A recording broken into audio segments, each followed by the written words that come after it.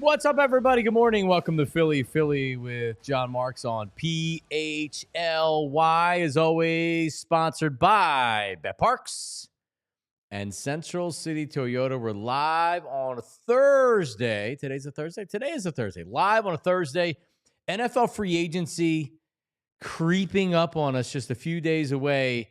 Shout out to everybody out there watching live on YouTube, as many people do every morning.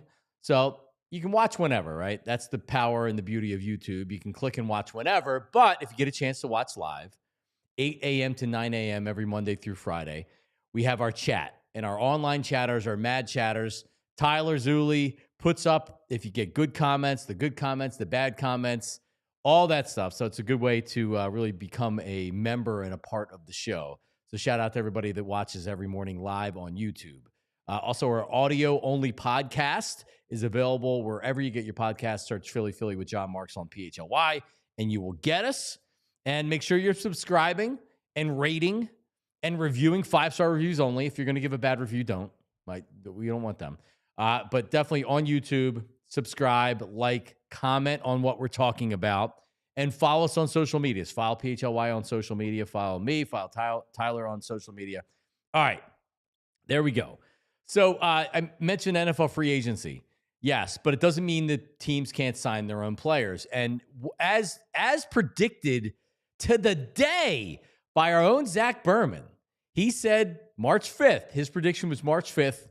And what do you know? On March 5th, the Eagles re-sign Zack Baun. We actually talked about it with Zach, and I think I threw out the arbitrary number of $28 million guaranteed. And then I thought about it, and I'm like, no, usually what they do is it's a 3-year contract where 2 of it's really guaranteed, and they'll go a little bit over the average annual value for that, right? So it's a 3-year, $51 million contract, $34 million guaranteed. So you look at what the contract is. It's a 2-year contract. If he's going into his 3rd year and he's still a good player, the Eagles are going to redo the contract. They're going to give him new money, and they're going to cook the contract to make the cap it's not big, right? Because that's just what Howie does. So if he's here in year 3, it's under a new contract. If he's not, it's really only a 2-year commitment to a player that had like such an unbelievable season last year for the Eagles. $17 million per year. He is the 4th highest linebacker in the NFL. Now, when we say linebacker, not an edge rusher, not a linebacker by position, although what he's doing is essentially a defensive end, but he's playing in a 3-4 or a hybrid defense.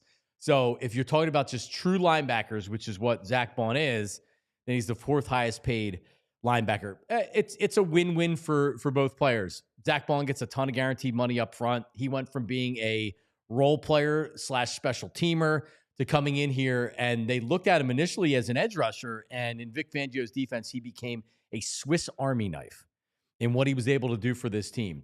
So last season's signing of Zack Baun is one of the better free agent signings in the history of Philadelphia. In the history of Philadelphia. You think about it. It was a 1-year contract, a bargain bin $3.5 million. And not only did it work out that the player was great, he may have been or was the best defensive player on a championship defense, on a number 1 defense. He was the playmaker. He was the sideline guy. He was the defensive player of the year, top 5 candidate. He's a first-team All-Pro. What a great signing by Howie Roseman. And you need a little bit of luck sometimes when you sign players or you draft players, and I'm sure a lot of it was that as well. But last season's signing of Zack Baun will go down as one of the better free agent signings in the history of Philadelphia. When I think of Zack Baun and his impact that he had last year as an Eagle, was this the most impact that a linebacker has had on the team since maybe Jeremiah Trotter when he came back in the 2004 Super Bowl season? I can't think of any other linebackers that have had that kind of impact. That's more than 20 years ago. When I watched Zack Baun and I was thinking about it, and I'm like, all right, like who had that type of an impact in general on the defense, right? Like corners, you can get corners that are great players, but it just don't throw to them, right? Like a great shutdown corner, you don't even see him the entire game. So he's having an impact, but visually it's like, What player is all over the field? What player is in on, it seems like, every tackle? What player is intercepting the ball? What player is strong against the run? Tackles for losses, sacks of the quarterback, blitzing. Zack Baun last season reminded me of the impact Seth Joyner had on the Eagles back in the late 80s and the early 90s. Seth Joyner, an extremely underrated player in the NFL. What I believe, he's a borderline Hall of Famer. Seth Joyner was that good. And Seth used to kill you every which way as a coverage linebacker way before his time. And Seth was a big dude. He's not one of these 220-pound linebackers these days. But during those days when he played, you didn't have guys that could cover tight ends and running backs like Seth Joyner did. Intercepting the ball, creating turnovers, strip sacks, stripping the running back, forced fumbles, recovering fumbles, taking them back for touchdowns. Seth Joyner had a huge impact on everything that he did. He was such an all-around player, and he's as good as any player I've ever seen in this city defensively. Reggie White, yes. Jerome Brown, yes. Seth Joyner right up there with everybody. Now, it's one season, but Zack Baun's impact on the Eagles' defense last year was Seth Joyner-esque. The team won a Super Bowl. He was the best or the second best player on the team. The impact from the linebacker position, sideline to sideline, man, he was so good last year. And now you're essentially bringing him back on a 2-year contract. It's a win-win. It's a no-brainer. It's rare in sports, especially in Philadelphia, that everybody pretty much agrees on something. Outside of Bryce Harper's great. You know what I mean? Like, I think we all agree we like Milton Williams. He's probably going to be gone. We like Josh Sweat. He's probably going to be gone. We needed Zack Baun back. We wanted Zack Baun back. We needed Zack Baun back. And Kobe Dean may not be healthy. I don't know when next year. They don't have another linebacker. The impact he had on the defense last year was unmistakable. And to lose him, I think you changed the dynamic of the defense. So he's got to stay healthy. I don't see him regressing as a player. Injuries are always going to be injuries. He doesn't have an injury history. I'm sure he's been injured. I've looked at how many games he's played in the NFL. He's missed a couple games during a season, but for the most part, you didn't worry about injuries last year with Zack Baun. So this is a no-brainer. This is a great signing. Bringing him back. I think everybody's happy. Zack Baun's happy. He loves it here. He won a Super Bowl. Like, this is a great thing for the Philadelphia Eagles. This portion of the program brought to you by Glatt Hair Restoration. GlattHairMM.com, 610-980-4000. You can see the hair is looking good today. That's Glatt Hair Restoration. All right. Tyler Zulli, I welcome you in this morning. And like we saw it coming, I think I would have been shocked if Zack Baun wasn't an Eagle. Now, it happened maybe before a lot of us thought. It was right around the price I thought it was going to be. It was right around the years I thought it was going to be. And it was a fairly easy signing. And very rarely do we see something like this coming, and we saw this coming. Yeah, I'll be honest with you. I had a little bit of hesitation on if this was going to happen, not because the Eagles didn't want it, not because Baun didn't want it, not because we didn't want it. I was just curious what Zack Baun might get in the open market. Would he allow himself to get there, to be patient, to get there, to see what kind of monetary value that he could get? I think this is a great deal, as you said, for both parties, because $34 million guaranteed is that life-changing money for Zack Baun coming off a 1-year deal with the Eagles. It also gives him roster security in the fact that you saw him thrive in this system, this Vic Fangio system, allowed him to be the type of player that he needed to be to succeed. I went back and looked at the highest tackles per year for the Eagles since 2000. Only 4 players since the year 2000 have had more solo tackles than Zack Baun's 93 this past season. D'Amico Ryans and Jeremiah Trotter are the only two that cracked 100. TJ Edwards had 99, Zack Baun 93. You take it to combined tackles, Zack Baun is second most. The only person that had more was TJ Edwards, who had 159 in 2022. Zack Baun had 151. Zack Baun's presence was felt. 3.5 sacks, an interception, 5 forced fumbles, an interception in the postseason that doesn't count towards those regular season numbers. I think that not only that, but the leadership that Zack Baun brings, the positional value that Zack Baun brings, the versatility that Zack Baun brings. This felt like it should have been a no-brainer, but my concern was, hey, does Zack Baun want to see what his value is in the open market? I would bet you a team, if he'd have made it to like true free agency, would have offered him more than what the Eagles offered him. And I think he saw and said, $17 million a year is a pretty darn good amount of money. And I like being here. My teammates like me. My coaches like me. Let's make this thing work. And that's why he signed before free agency even truly kicked off. Yeah, it's a competitive offer. Sure. If he would have went out in the open market, you probably could get more money. But like you said, I mean, he's a beast, man. He was a beast. And it wasn't just, you had these seasons where it's like early on, the player plays great, and then maybe there's an injury and he slows down a little bit. Like you'd mentioned, in the Super Bowl, full extension friggin' interception. And such a huge play in the game, too. He like, what a great signing. He goes down as, like, I was thinking about this last night. Troy Vincent, when the Eagles signed him, and this is very early on in free agency, in NFL free agency, it was a great signing, right? Zack Baun won a Super Bowl. It was the best or the second best player on the defense in the Super Bowl. So you start looking at like, all right, well, what about this player? What about that player as far as value, as far as what you got? What's the corner? I'm blanking on his name that they signed with the Super Bowl year. Peterson? Not Peterson. Patrick Robinson. Patrick Robinson. I was thinking Patrick Peterson. Yeah, like that was a great signing by Howie. They didn't pay him anything. That signing was like almost when training camp started. That was post-draft. Zack Baun, very much an under-the-radar signing. So I say that with everybody that has Myles Garrett on their mind and thinking these big splashes, sometimes the moves that you make are the ones that are under the radar.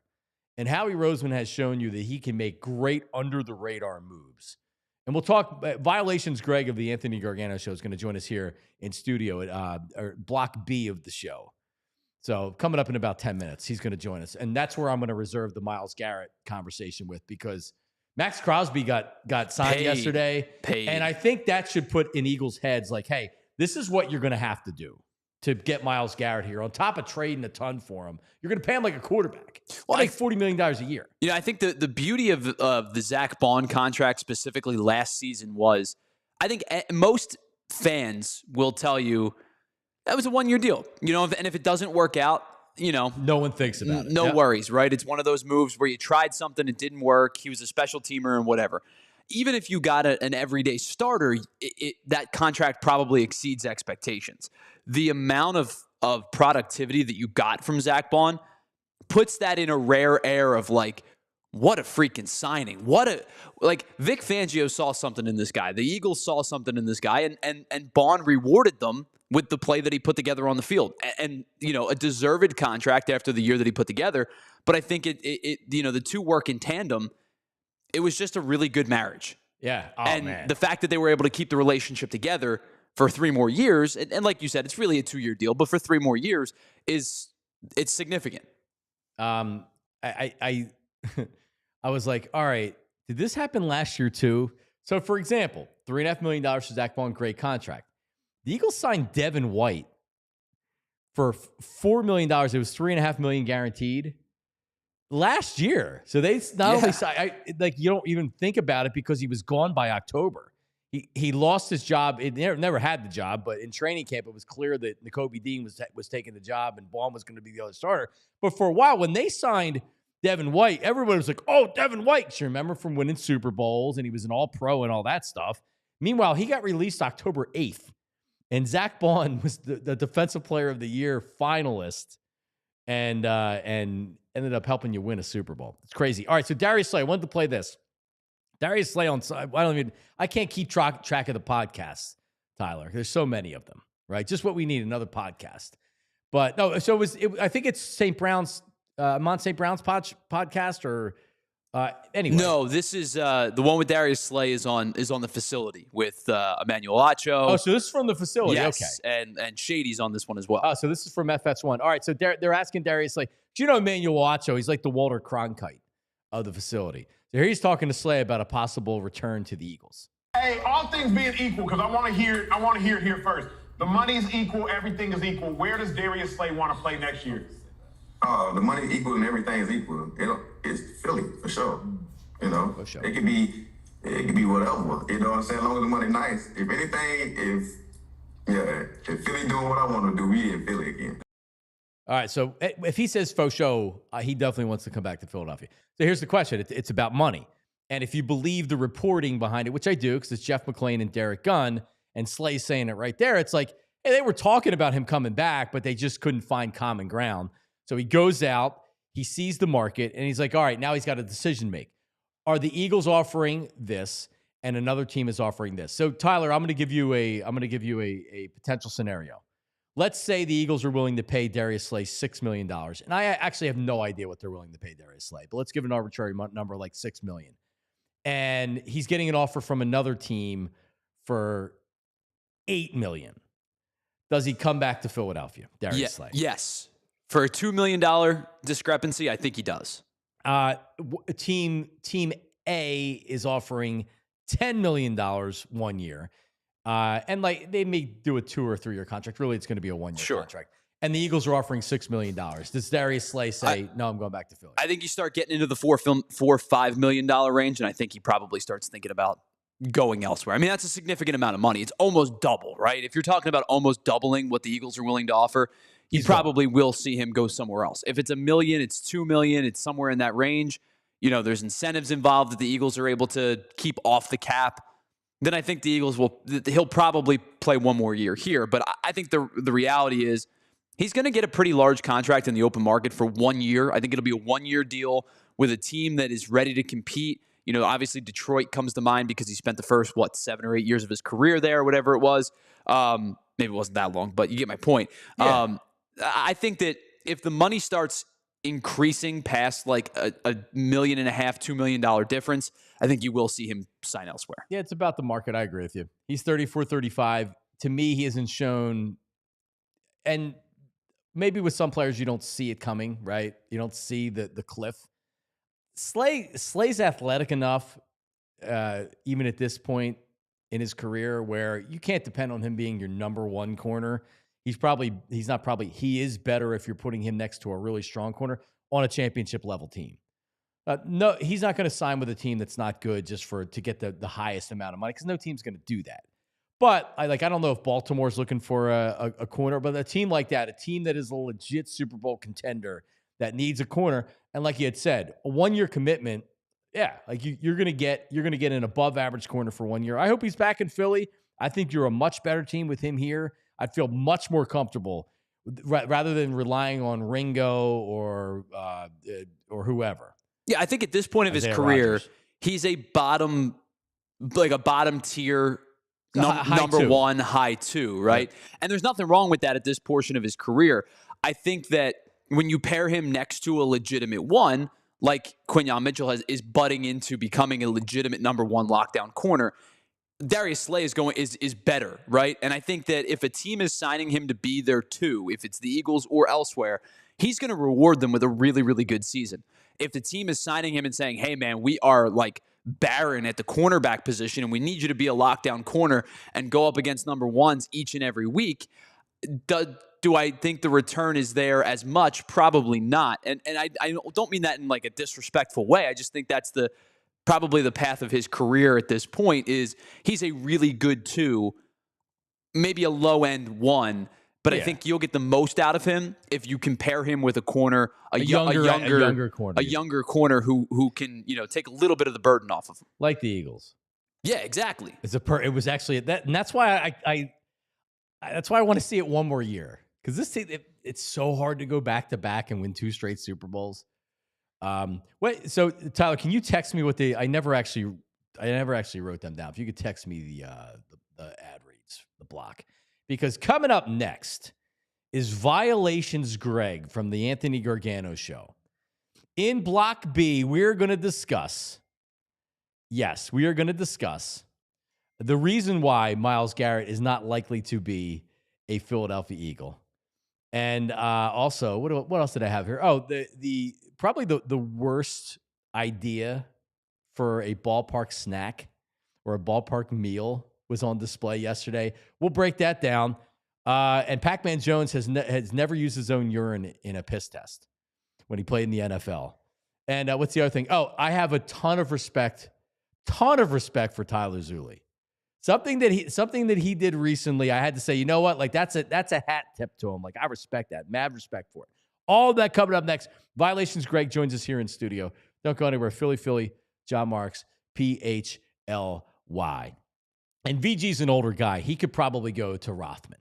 Yeah, he's older than me, so I can say he's an older guy. He could probably go to Rothman because you know what's going on? The hips are probably a little tight, not feeling good. Knee replacement, ankle replacement. No, for real though, Rothman, if you're in pain, right? And my prediction is pain for sure. But if you're in pain, Rothman is the place to go. Maybe it's your joints. Maybe it's your back. Whatever it is, Rothman Orthopedics practices in specialized care for over 50 years. Their mission, high quality, compassionate, and affordable care rooted in research leading to new treatments and better outcomes. So when you go to Rothman, you're not just seeing some doctor that's like, oh, yeah, I'm an orthopedic. No, they specialize in every body part. So whether it's your knee or your ankle, your hand, whatever it is, they have a doc for you. They specialize in you. And it's a one-stop shop, right? So 30 convenient offices, urgent cares, and walk-in centers across Pennsylvania and New Jersey. X-rays, bracing, MRIs, physical therapies. They're not sending you to be like, yeah, well, go drive a mile and a half to get an MRI. Everything is right there under one roof. I'm a Rothman patient. Did amazing job with my shoulder. It's 6 weeks after an appointment. I waited a year waiting for this damn thing to get better. After 6 weeks, physical therapy, bam, good as new. RothmanOrtho.com/PHLY to learn more. RothmanOrtho.com/PHLY to make an appointment today. How about that? All right, Glad Hair Restoration. You've seen my before and after pictures. Tyler puts it up there. But have you heard about the guys, and I've had people reach out to me about this. They say like, hey, what do you think about going to Turkey for a hair restoration procedure? And it's like, I even said to my girls over at Glad Hair, I'm like, do you even want to bring this up? Because there are probably a lot of people out there that don't even realize this is a possibility. But so many guys have reached out to me about this because the cost is less. You can go over there and get hair restoration, but you're in Turkey. All right. You know what? I'd make sure that I stay in this country and go to the best. Go to the best. So you may see him on social media talking about the results. Now you're looking at airline tickets, but you know what? You're not in the United States. And that's the great thing about Glad Hair Restoration is you're right here. So yeah, like you may have questions. They're with you from the first phone call to the last follow-up visit that you have. Go to Turkey, you can't do that. For over 30 years, the team at Glad Hair has been restoring hair with cutting-edge treatments like the TED treatment that I talk about, PRP, and more. So don't worry about going to Turkey. All right, just go there on a vacation if you want to.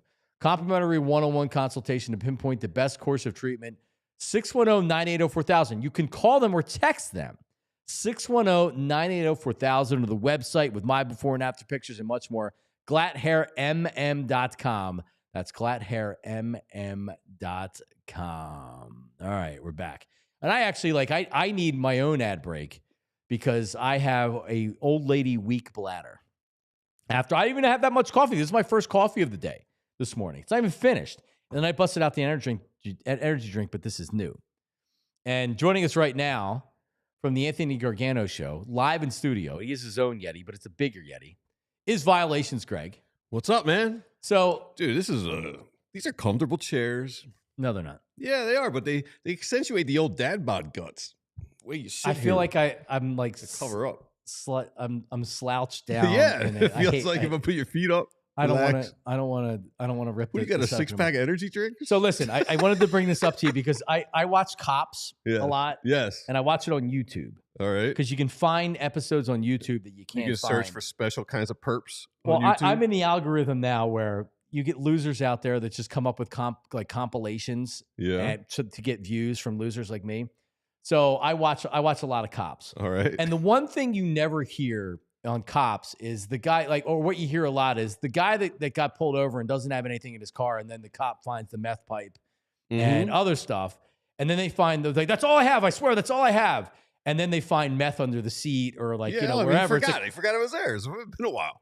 Didn't know it was there. Yeah, man. There's not one meth user. It's still there. I was looking for that bag. It's there. It's been there the whole time. Is there a meth user or a crackhead that doesn't know that they're drugs or where they are? I don't know. I don't hang around with a lot of those folks. I don't watch Cops, so I don't really know. I would say a crackhead knows where his crack is at all times. And the same thing with meth. All right.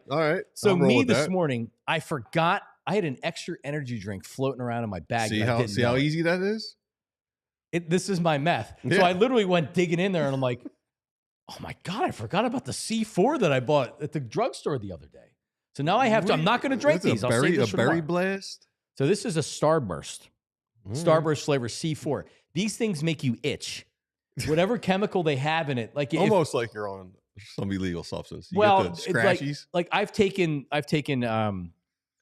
no, not chemical. I've taken a pre-workout before where I threw up after it and it makes you really itchy. And that's the same itch from this. So whatever chemical they have in there, because it says energy you can feel. What Tyler knows what it is. Yeah, so it's called beta-alanine. And it's supposed to be a Kickstarter for your.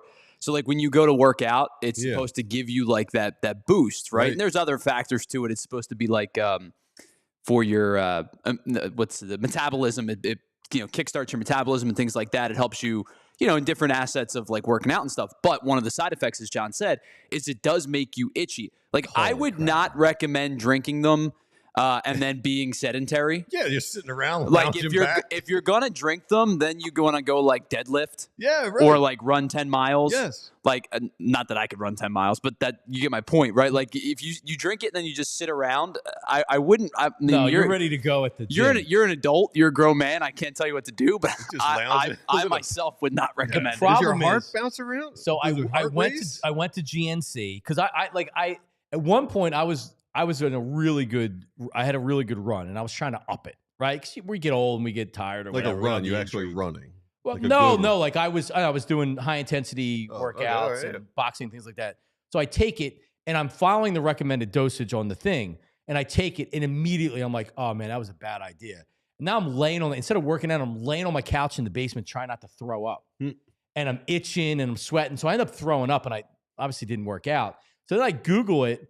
And what is going on? Threw up and didn't work out. What is going on in this room? So I was on the radio then, and so people started calling in being like, yeah, like the first time you take it, you got to take like a quarter of the recommended dose. Otherwise, it's too much for your system. So do you have a cardiologist? Are they okay with you pounding? I almost died on the couch out there. I understand why now.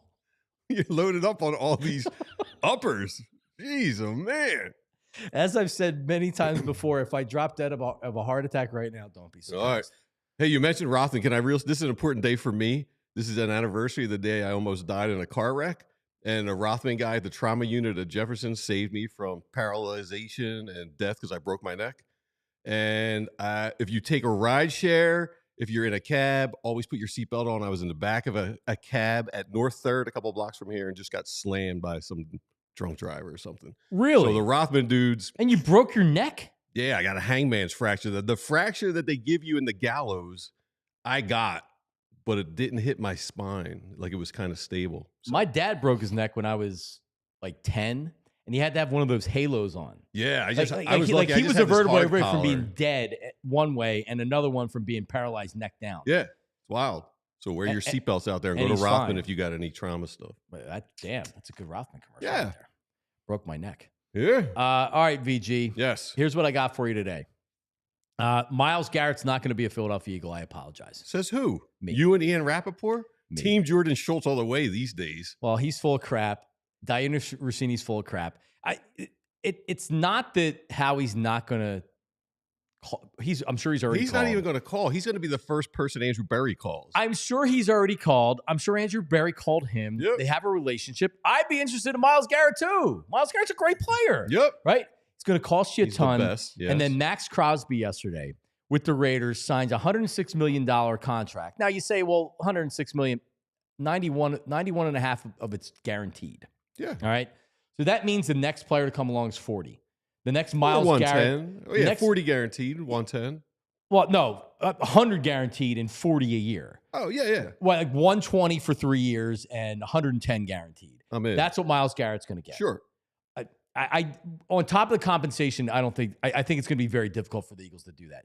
This is more it's not that he's not interested. How do you doubt Howie at this point? So, but like, here's what I'm saying. Not that like when I say that Darius Rossini's full of crap, I'm not saying that she's not right and that that they don't have a level of interest.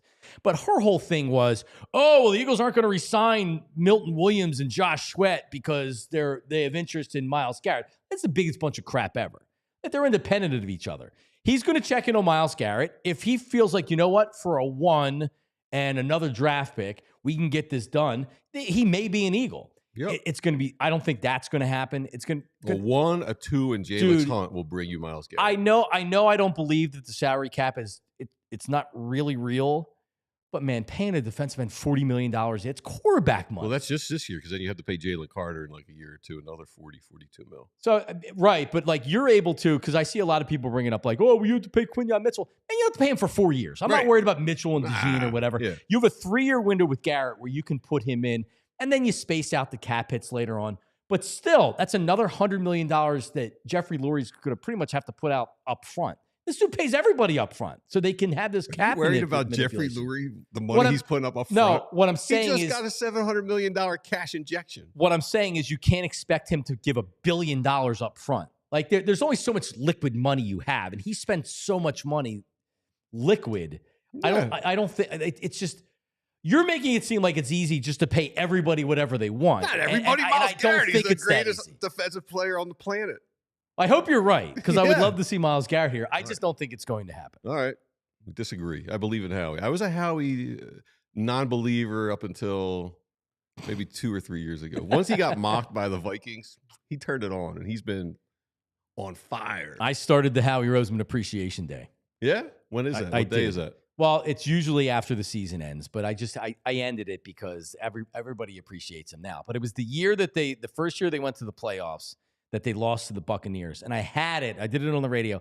I had it before they played the game against the Bucs because I thought they were going to lose to the Bucs and you wouldn't be able to have the appreciation day after the Bucs. But people were still mad. And John Ritchie called into the hotline at like 10 minutes into my show and said, is this dude bleeping for real right now? Are you bleeping real? Yeah, because he was mad because he was anti-Howie. Right. And, he's a football guy. Yeah. I'm just some loser. Yeah. And I was like, yeah, I am for real right now. And now look at it. Yeah.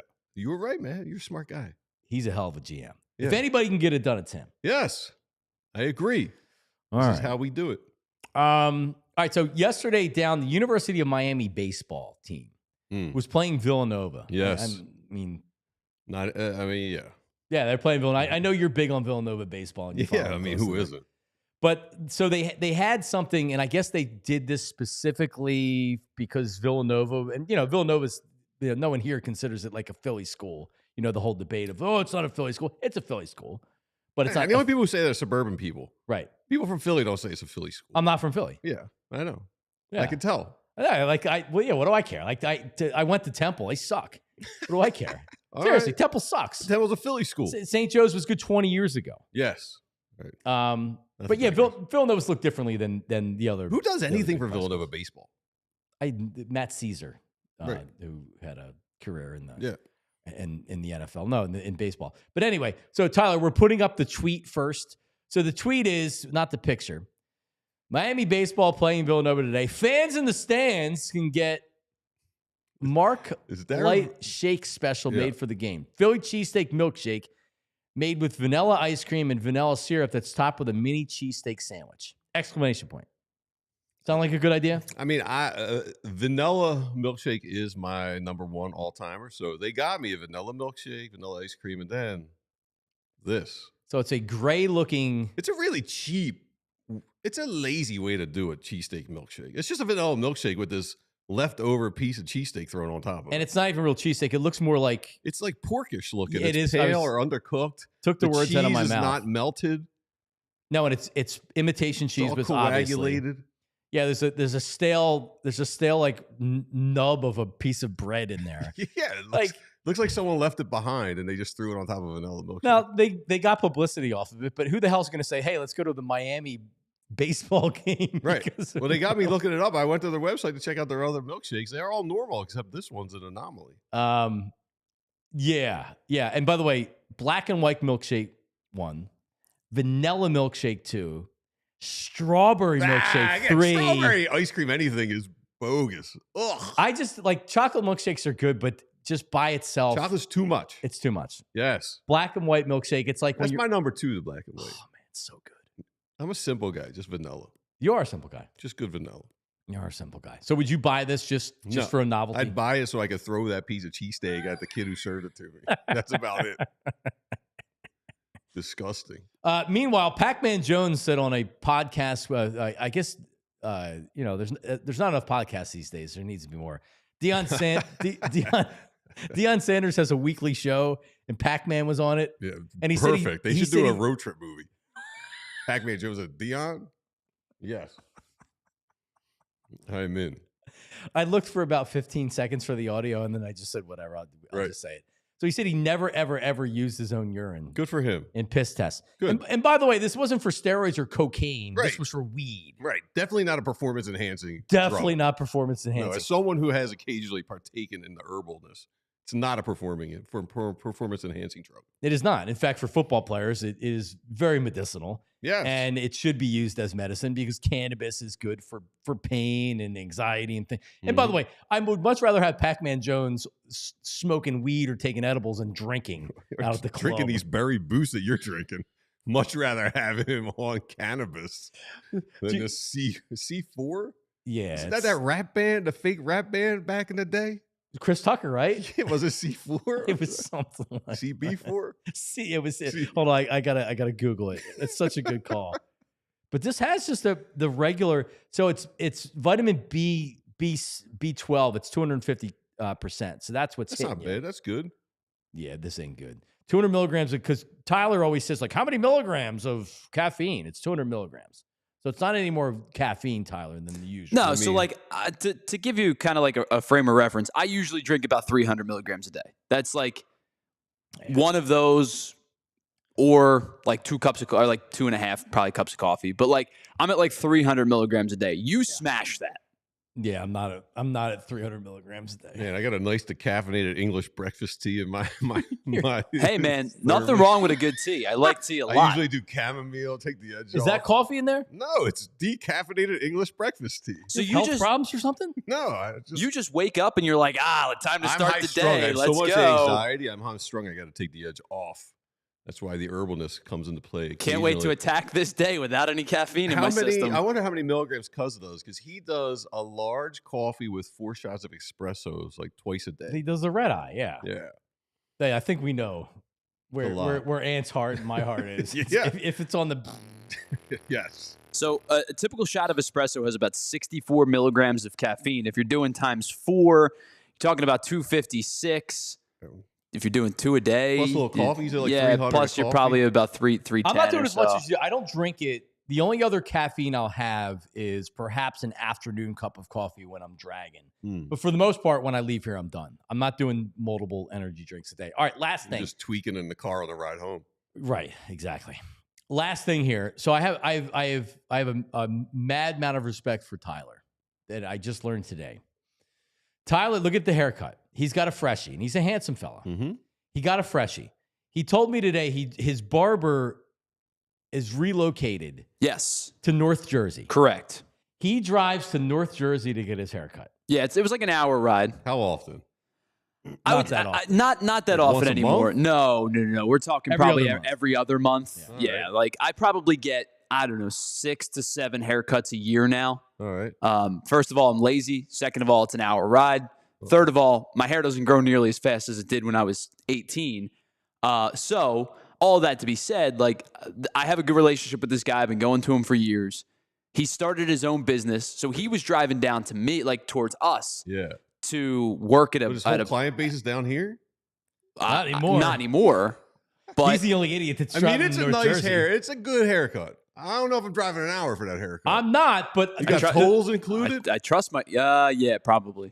But the fact that he not only trusts his guy, but like trust with what? But a relationship. It's a pretty basic haircut. Well, no? Yeah, but you also got to understand, like you have. It's like you have a relationship with your barber. You don't. That's your barber, right? It's like, an intimate I don't know. I haven't had a relationship. barber Yeah. in like 25 years. If somebody's got a straight razor around your face, you got to trust that person, right? You gotta get a little straight razor on the beard, straight razor on the neck. You got to trust that person. You're only shaving twice. No, I do it in between. Yeah. But I don't straight razor my own neck, right? Like I use a regular razor. We got the guys downstairs in the building. I don't know that. Nice straight razor. They might be great. They might be. I don't know. I don't know. Barbers in the building? Yeah, right on the first floor. Winsome. Yeah, downstairs is barbershop, but I don't know. I'm razor bar. You guys should do that for the show. You guys should have Tyler go down there and get a cut and a shave. See what it looks see like. if it's good. Yeah, Listen, it's I'm good. sure they do an excellent job. I don't know them. Yeah, I I haven't don't know spoken to them. I'm sure Yeah. they do a great job. I'm But- not sure they do a great job. You do tolls? There's tolls involved? There are. What's this cut cost? 45. Yeah, and that's what I'm saying. Like, Now we're like it's 60 plus your time. Yeah. It's a $100 haircut. Yeah. But it's also like and why I'm giving him a shout out is I have mad respect for a guy that says, you know what, like it's worth the ride to me. I trust this guy. We have a Oh, relationship. you're supporting this. I think I'm he's crazy. supporting it. I give him mad respect. It's a power move. I think he's nuts. I wouldn't do it. It's a power move. Shout out to Razor Bar Emily. They watching the Wayne location, and then Tia and everybody else in the Collegeville location. James Bond Flyers, Supercuts, Tyler. But he would go to Sports Clips. I mean, we're Sports Clips? Yeah, We're Sports Clips. yeah. No, I'm not. But no, because you're How often do dealing. you get a with, haircut? 3 weeks. All right.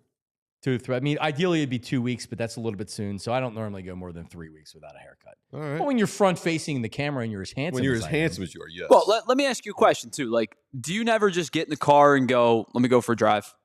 Right. No. You I don't do like that. I'm not a particular No. fan See, of driving's, driving. driving's therapeutic as long as there's no traffic, right? So I go on an off hour. And so the ride up there for me is like a head clearer, right? So not only do I we're just in sit North Jersey. I don't know exactly what the town is. It's an I hour like from the me. North Jersey drive because it reminds me of The Sopranos, What do depending you on like? how far you Like go the up there. turnpike drive? Yeah, it just reminds me of the beginning of The Sopranos. No, my grandfather's from North Jersey. He's from Clifton, New Jersey. Went to Yeah, but every went to turnpike Newark. looks the Went to same. Newark Boys High School or something. Let me ask you, when you take the Jersey Turnpike, do you go on the truck area or the cars only area? No, cars only. Cars only area? Cars only. You go into with the hodgepodge, a hybrid? Truck. Yeah. Of course. You're all amped up on these caffeinated drinks. You got to get with the 18-wheelers. All right, we're already very late, so I can see how this segment's going to go every week. Thank you, Violations, Greg. Coming up on the Anthony Gargano Show at 9 o'clock. Good stuff. 17 minutes from now. Get over to Ant. Bob right when we're Nightingale done. today talking Phillies and baseball. Bob Nightingale. Yeah. Oh, all right. Good get. Yeah. All right. He's coming up. Let's do this. We'll come back. Around the Horn is ending. It's been canceled by ESPN. We'll talk about that. And then our Phillies Fever segment, if we can squeeze it in. Philly, John Marks, PHLY. Back in 2 and 2. All right, Ace is the place. If you're just absolutely pathetic like me, right? If you're saying to yourself like, "Hey, I need this basic thing done, but I can't do it." Maybe not. Maybe it's not even that, because like I don't know many guys that know how to do seasonal maintenance on their HVAC, right? Nobody, right? So if you have a project, if you're looking for seasonal maintenance, if you're looking for repair, equipment installation, all of the above, Ace Hardware Home Services is where you want to be. It's where you want to be, especially if you don't have a guy. Like you move to a new area or whatever, you don't have a guy.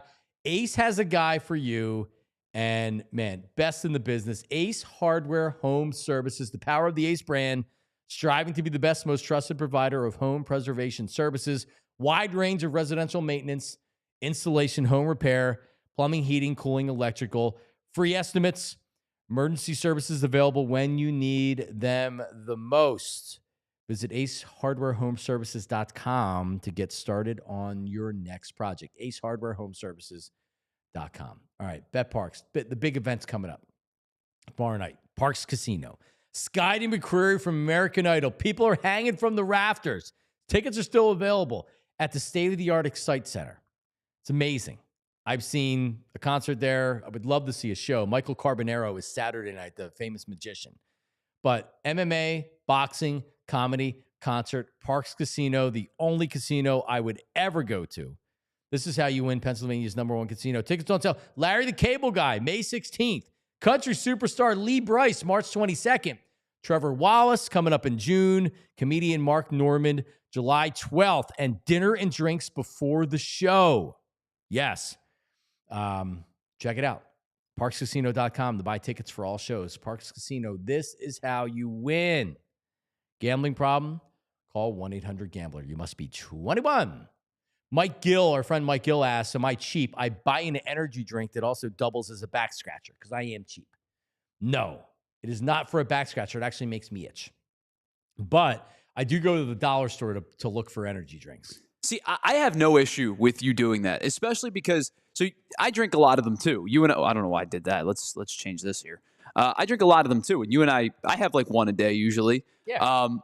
And if you buy them at a convenience store, Wawa, 7-Eleven, something like that, they're like $3. Sometimes they run a deal. It's like 2 for $5. 2 for $5.50. But if you're getting them at the dollar store, even if it's not like the dollar store anymore, it's like the $1.25 or whatever. $1.25. Still, I mean, you could get 3 or 4 of them for the price of what somebody's getting 2 of them. Yep. It's not a bad buy for you. It's smart. I think it's a good monetary decision. Yeah, and I'll go in. A lot of times they don't have anything that I like, but other times it's like it's a gold mine. It's like, oh man. And then I'm buying $30 worth of energy drinks. The problem with that is then you drink them quicker. Yes, you'd go definitely cars, trucks, buses. Yeah, you got to get in the truck lane for the divided New Jersey Turnpike. I disagree because I did the truck lane on the way back yesterday, and it was a nightmare because it was raining and it was windy and it was raining. And when it's raining as hard as it is and people are going 65, 70 miles an hour, the water is just pouring off the back of the trucks. I didn't think of the water. Okay. And listen, you're going to get, it's going to be a difficult drive. The visibility wasn't very good, but the trucks specifically, because they're so large, right? It's just like the rainwater was just like dumping on my car. Mm-hmm. I wish I would have gone into the other lane.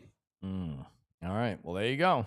All right. So Around the Horn, the longtime ESPN show, has been canceled by ESPN. This has been rumored for a while now, and it just came out recently in the last week that the last show is going to be May 23rd. They're going to replace it with a 5 p.m. Sports Center.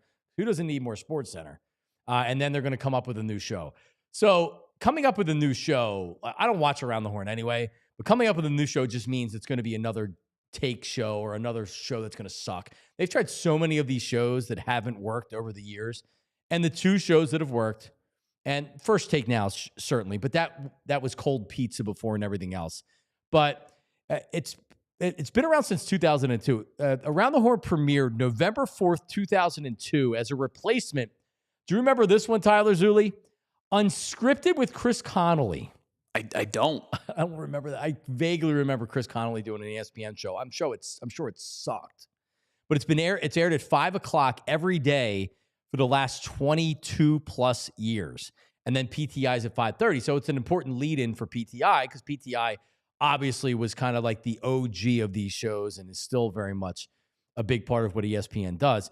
Tony Reali's hosted since 2004. Max hosted for the first 2 years when he left and he went to FS1 before he came back to ESPN later.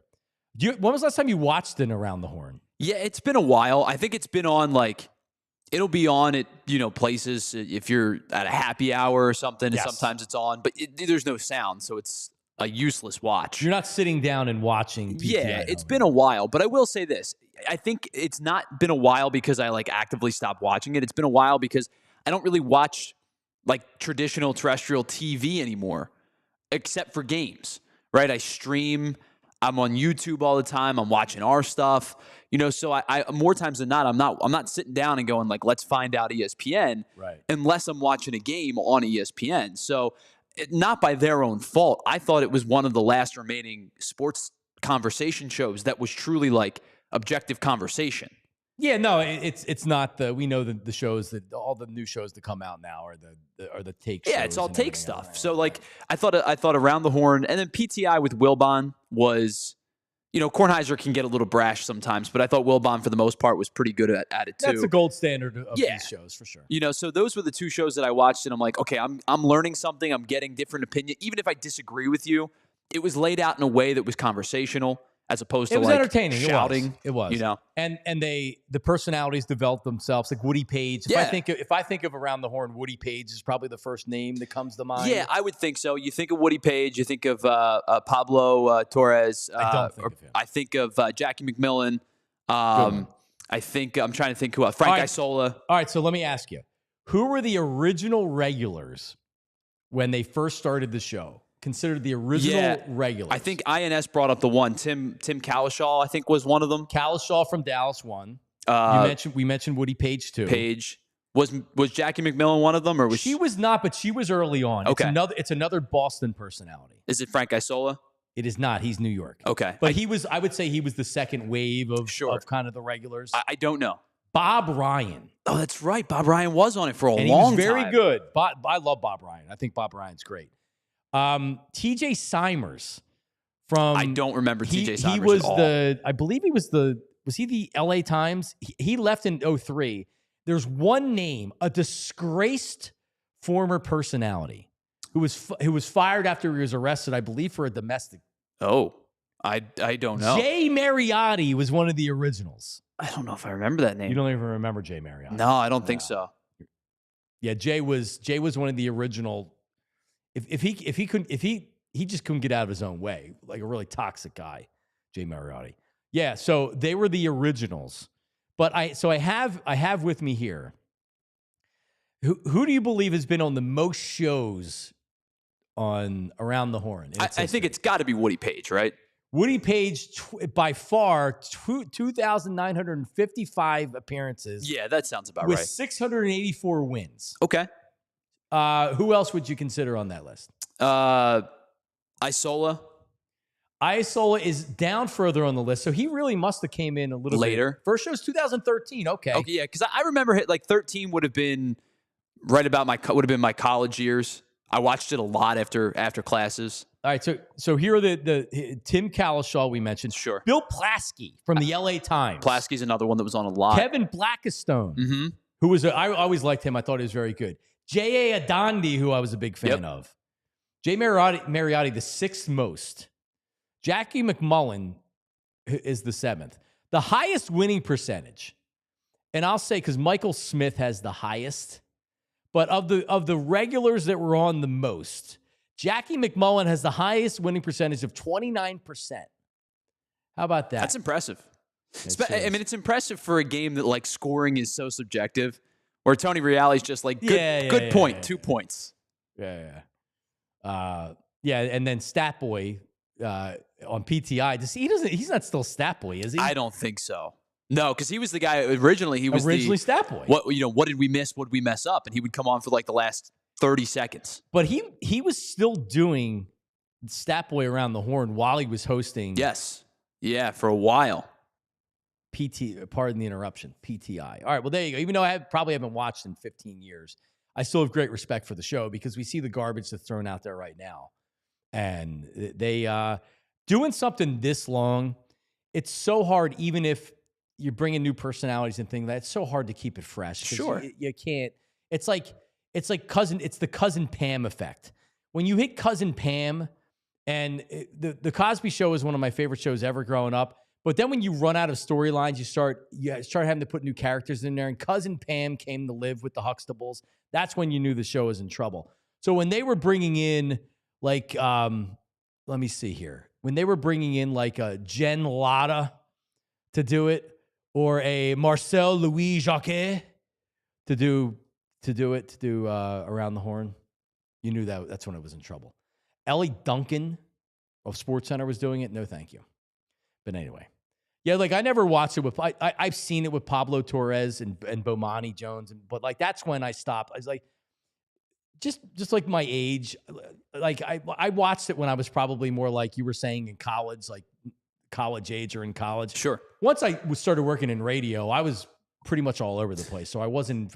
If you're not in front of your TV at 5 o'clock, you're not watching it. Yeah, I think with the peak that it ran, like mid 2000s when it was kind of at its like heyday, was perfect timing for me because I was then in like high school time frame for me. So I would get done school, I would do my homework and whatnot, and then I would watch that. I would watch PTI, and then it would be family dinner time. Right? You're talking about like right around the 6 o'clock turn, it would be dinner time. So like it was a perfect lineup for me. That was my hour break between all of my schoolwork and then spending some time with the family. That was like my hour of I'm watching sports talk. Pretty much. All right, so let's get to quickly to our Phillies segment. We're going to call it Phillies Fever. I did this on the radio. I called it Phillies Fever, and I said, you know what? This was my idea. I've been doing this bit for almost 20 years. So to introduce it every day, here is a song from 1996 called Phillies Fever, when Larry Boa still had a mustache. So here's Phillies Fever.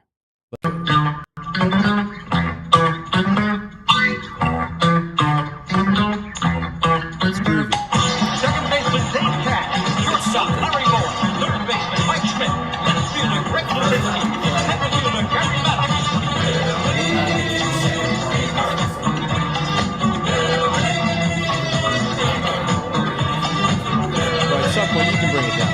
takes a little while. What's that? But then when it gets to a point where they say Veteran Stadium's the hippest place around. Shows you how old the song is. Anyway, yes, Phillies Fever. So I was not watching the game. It was on. I was not watching a lot of it live, and then I saw on social media. So right after yesterday, I talked about Jesus Luzardo. I'm like, oh my God, he's so awesome. Watch the pitch over the weekend. He gave up it was on 3 pitches. He gave up 3 straight home runs. Pitch 1, pitch 2, pitch 3, while Rob Thompson was on the ESPN broadcast. So, they go to the dugout, and in spring training, it's a little bit more laid back. So Rob's on there, and he's talking or whatever. Home run 1, home run 2, home run 3, Jesus Luzardo. Did not look great yesterday, Tyler. No, it wasn't particularly sharp. And I think, I know you tweeted out something about it, and the overreaction was expected. Oh, man, I thought this guy was going to be good. And it's like, all right, it's spring training. You can't take the good or the bad, right? Because people are talking about inversely, like Taijuan Walker's velocity looks great, right? And it's all relative within spring training. It is just a funny timeline that they're like, hey, let's bring on Rob Thompson and talk about how good this guy is going to be for the team. Bang, gone, bang, gone, bang, gone. Within a minute and a half. And I didn't watch when he was pitching. So a lot of times these pitchers go out wanting to work on something. So this start, it's like, okay, I'm going to work on my changeup, or I'm going to work on throwing a 2-seamer instead of a 4-seamer. And if guys are sitting on that, and a lot of times, these guys if they're sitting fastball and they know it's coming, boom, they're going to hit it out. Well, it's like, I forget who it was. Was it Michael? Was it Vargas? I think a couple years ago from the Dodgers, who wasn't cleared to swing, but wanted to get up to the plate and track pitches. Right. You remember that? It's like, he's not going to swing. So most of the pitchers that he was facing were also working on things. Yeah. But Zack Greinke's known to be a goofball, right? Zack Greinke threw a pitch right down the middle at 94, and then he threw like a 58-mile-an-hour eephus just to mess with the guy. But most of the time, like, pitchers are also working on stuff. So Vargas was up there with a bat basically on his shoulder, not, because he wasn't cleared to swing. He was just trying to track pitches. Spring training, especially early in spring training, that's what all of this is about. It's about getting back into game shape. It's about seeing pitches. Building up velocity. Right. Even Aaron Nola was on MLB Network the other day and was like, yeah, I don't really think about velocity in spring training. He's like, I think about command. I think about control. And that was why my big takeaway yesterday when I saw that was Aaron Nola has thrown the most innings since 2018. He's amongst league leaders in strikeouts and innings pitched and games started. And I wonder if that's by design, because he doesn't necessarily care about ramping up velocity. He cares more about pitch location and pitch sequencing when it comes to spring training. Well, yeah, no, I didn't post that with the effect of being like, oh crap, no, yeah, spring training. Right. It's all relative to the fact. Shout out to everybody there watching on TV. Switch over to allphly.com to watch the rest of the program. And that's where you can subscribe to. It really is this is such a great asset if you're a Philadelphia sports fan. PHLY Daily. And you subscribe by going to allphly.com. Rich Hoffman Jr., man, he gets it going every morning and kind of, he'll recap what's happened on the network and say what's coming up for the day or whatever. But really, it's a recap. Like the lead today is Zack Baun, and it's into a Trivia Thursday. Some pretty cool questions here, and then you see the video of Topper sitting there with the home runs and everything else. So yeah, he does such a great job. He goes all four sports, anything else that happens in Philly sports. It is your Philadelphia sports page. Subscribe by going to allphly.com. So John, I haven't read it yet today. I love trivia. Any good questions in there? Let me give you one. See if we got anything good. I trust Rich. I know Rich comes up with good stuff. Here's a good one. It talks about the trade with the Marlins for Jesus Luzardo. JT Realmuto. Who were the 3 players they dealt? It says, so here's the exact question. When the Phillies acquired JT Realmuto from Miami, they dealt 3 players. Minor league pitcher Will Stewart was one. Mm-hmm. Who were the other 2? It was Sixto Sanchez was the headliner, and I believe they moved Alfaro as well. Jorge Alfaro is correct. Yep. He went down there for a couple years, and then he's kind of bounced around. Yeah, he was with the Padres, a couple other teams. He was a fine player. You got JT Real Muto in exchange. Bro, great. Like, great trade. It burned a little bit because you heard so much about Sixto Sanchez coming up. You were excited for Sixto, but then you looked at his slight frame and you're like, all right, this guy's going to have injury issues, and he has. And then he got fat. He's not slight anymore. He got fat. He's now 12-toe Sanchez. Yeah, the jokes have kind of unfortunately written themselves. All right, here's another one. There have been 4 full-time Eagles running backs who made first-team All-Pro in franchise history. Who are they? Shady, I believe. Wilbert, I would guess. I don't know if Westbrook ever did it because he was going up against like LT a lot. I would go Shady, Wilbert. I don't know when All-Pro started. Did Ricky Waters do it the one season? He did not. No. Is it Westbrook? It starts back, yeah. The guy you're thinking of is probably the one. So it is Steve Van Buren. Steve Van Buren 1. Shady 2. Okay. Brian Westbrook 3. Mm-hmm. So it shows you, like, I was with you. I wouldn't have known, like, did he get it? Because he didn't really run, like, he didn't run the ball like Shady had a ton of carries. Sure. Brian Westbrook, he had that probably like 3 years where he was one of the best running backs in football. Well, and again, I think my thought was like, all right, he's going up against LaDainian Tomlinson. He's going up against Adrian Peterson. Like, I just don't know where he compares. That's impressive to have done that in an era where those two guys were kind of your counterparts. Now they only take one. They only do one. Right. They used to do 2. So now there's just one. So Saquon's the one. There you go. Yeah, I mean, it would have been him or Derrick Henry. Those were your choices last year. It was like that all year. Absolutely. All right, switch over to Ant. He's coming up. We're back tomorrow on a Friday. Shout out to everybody live chatting us on YouTube. Remember, you can watch whenever. Subscribe, like, and follow my personal YouTube page as well. All my social media is at John, Jon Marks, Marks Media, at John Marks Media. We're back tomorrow live at 8. See ya. We all silly like the mayor.